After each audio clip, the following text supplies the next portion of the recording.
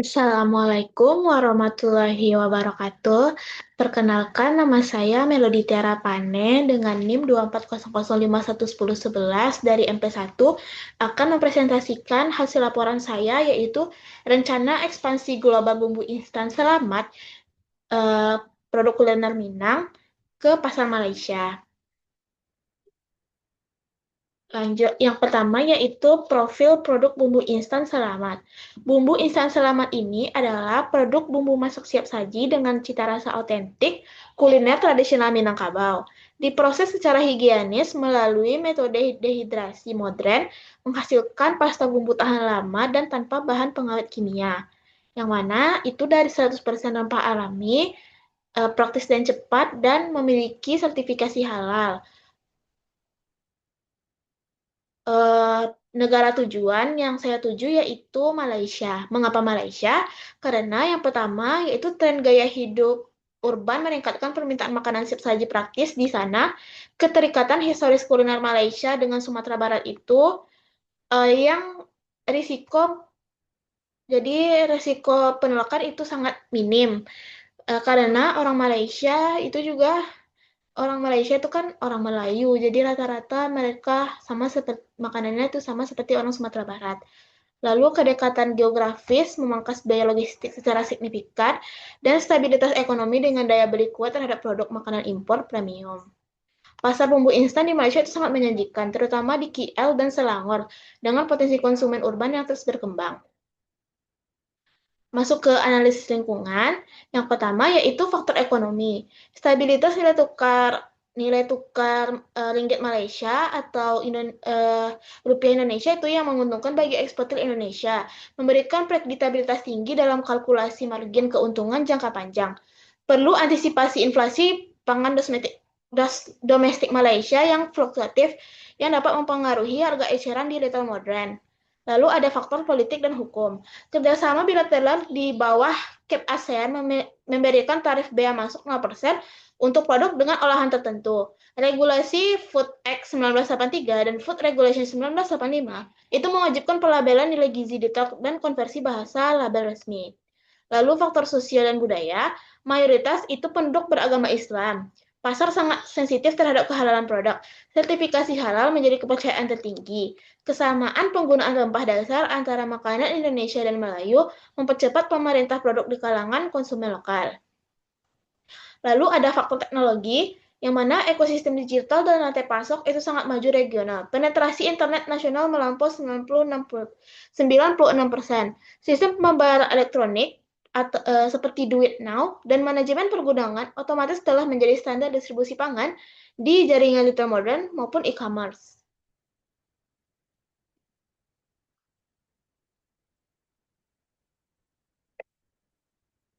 Masuk ke bagian STP, yaitu segmentasi, targeting, and positioning, yang mana segmentasi pasar dikualifikasikan menjadi 4, yaitu secara geografis, urban semenanjung Malaysia, di KL, Selangor, Johor Bahru, dan Pulau Pinang.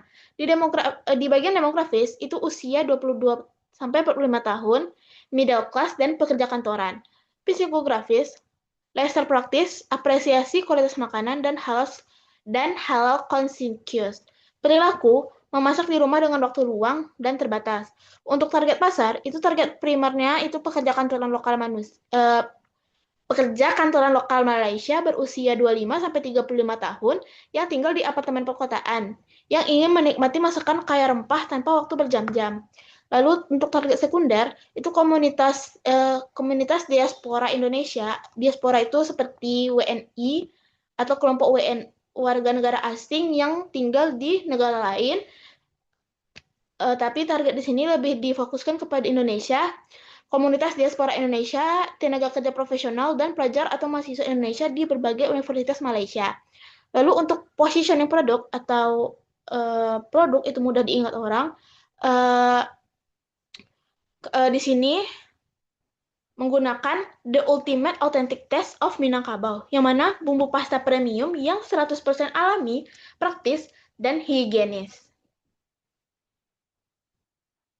Masuk ke marketing mix. Untuk produk itu formula bumbunya asli Indonesia yang dipertahankan keasliannya. Kemasannya bilingual, bahasa Melayu plus Inggris, labelnya gizi sesuai standar Kementerian Kesehatan Malaysia, dan logo sertifikasi halal dicantumkan secara prominent. Lalu untuk Bless, distribusi tidak langsung via importir termuka Malaysia, dengan jaringan logistik terintegrasi. Fokus tahun pertama yaitu hypermarket dan supermarket utama, seperti Lotus, Dia Grocer, Maidin, Coldstart, dan Aeon Mall. Untuk price, itu melakukan pendekatan cost plus pricing ditambah harga kompetitif. Yang mana per ringgit Malaysia per 4,80 ringgit Malaysia sampai 5,50 per 100 gram. Diposisikan premium di atas bumbu bubuk lokal, masih dalam batas toleransi daya beli kelas menengah. Lalu masuk ke promotion atau promosi, itu menggunakan below the line intensive both food testing di supermarket pada jam sibuk akhir pekan. Kode QR pada kemasan itu untuk akses variasi resep kreatif dan untuk memicu konversi pembelian seketika melalui uji coba langsung. Nah, masuk ke strategi digital marketing. Untuk media sosial itu kami itu produk bumbu instan selamat itu akan menggunakan TikTok dan Instagram dengan membuat konten video tutorial memasak estetik selama 15-30 detik. Bisa melakukan kolaborasi dengan micro-influencer atau food blogger lokal Malaysia untuk membangun trustworthiness public. Untuk marketplace, itu kami menggunakan platform Shopee Malaysia dan Lazada Malaysia yang official. Nah, untuk fulfillment atau FBS by Shopee dan FBL untuk pengiriman cepat dari gudang Selangor. Keunggulannya, stok produk dikirim terlebih dahulu ke gudang lokal untuk mempercepat waktu pengiriman domestik. Untuk promosi digital, bumbu instan selamat itu menggunakan targetnya yaitu Facebook Ads dan TikTok Ads. Membidik interest cooking dan Indonesian food di teritori Malaysia. Kampanye mega sale-nya yaitu partisipasi penuh dalam kampanye 99 dan 11.11 atau tanggal kembar dengan voucher diskon toko untuk memicu pembelian impulsif. Baik, masuk ke analisis SWOT. S yaitu strength atau kekuatan. Kekuatan produk instan selamat itu cita rasanya autentik Minang asli dengan 100% rempah alami Indonesia. Format pasta basah segar yaitu dia tuh bumbu pasta bukan yang bubuk. Jadi kualitas rasa superior dan sertifikasi halal dari BPJPH dan MUI itu yang kredibilitasnya diakui oleh Malaysia. Kemasannya praktis, higienis dengan daya tahan produk yang lama. W yaitu weakness atau kelemahan, brand awareness-nya itu masih sangat rendah di kalangan masyarakat umum Malaysia pada fase awal. Ketergantungan penuh pada logistik laut internasional yang rentan keterlambatan. Lalu, kapasitas permodalan awal terbatas untuk kampanye pemasaran skala besar. Untuk O, yaitu opportunities atau peluang, tren global peningkatan preferensi konsumen urban terhadap kepraktisan makanan siap saji itu berkualitas. Jutaan diaspora dan pekerja migran Indonesia di Malaysia sebagai pasar loyal awal, peluang ekspor tarif 0% antar negara anggota ASEAN memangkas biaya masuk. Masuk ke threats, yaitu ancaman, persaingan ketat dari incumbent raksasa seperti Adabi dan Babas, yang mereka itu menguasai pasar puluhan tahun. Regulasi karantina dan standarisasi pangan impor yang dapat diperketat sewaktu-waktu. Lalu adanya lalu bisa saja terjadi risiko munculnya produk tiruan lokal dengan harga yang jauh lebih murah. Baik, kita di sini masuk ke simulasi harga. Simulasi perhitungan harga ekspor atau FOB, basisnya itu 1 karton 40 bungkus pouch kali 100 gram. Oke, jadi komponen biayanya itu ada HPP, biaya pengemasan, transportasi, dan handling. Untuk per karton di bagian HPP itu ada 200.000, per bungkusnya 5.000. Biaya pengemasannya per karton 40.000 untuk per bungkus 1.000. Transportasi dan handling per karton 50.000 dan per bungkus itu 1.250. Jadi total untuk HPP ekspor itu per karton itu 290.000 untuk per bungkus 7.250. Jadi, kalkulasi harga jualnya total HPP ditambah profit margin 30%, yaitu total HPP 290.000 ditambah profit margin 30%, itu 87.000. Jadi harga jual FOB per karton itu 377.000. Harga ekspor FOB per bungkus itu 9.425, setara dengan kisaran 2,55 ringgit Malaysia berdasarkan nilai tukar ringgit Malaysia dengan rupiah Indonesia saat ini.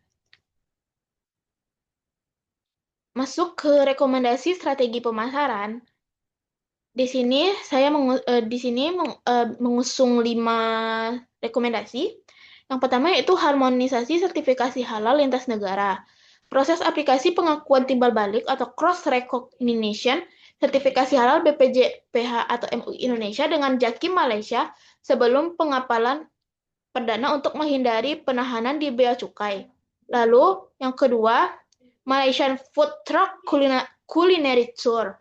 Strategi pemasaran gerilya dengan armada food truck bermerek Bumbu Selamat itu mengelilingi pusat bisnis dan kampus universitas besar di KL pada hari kerja untuk mendongkrak brand awareness melalui uji coba produk. Lalu yang ketiga ada kalender promosi tematik musiman.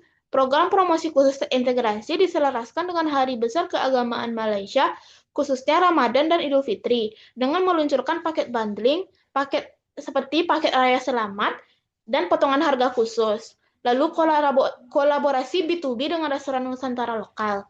Jadi kan di sana banyak ada restoran lokal.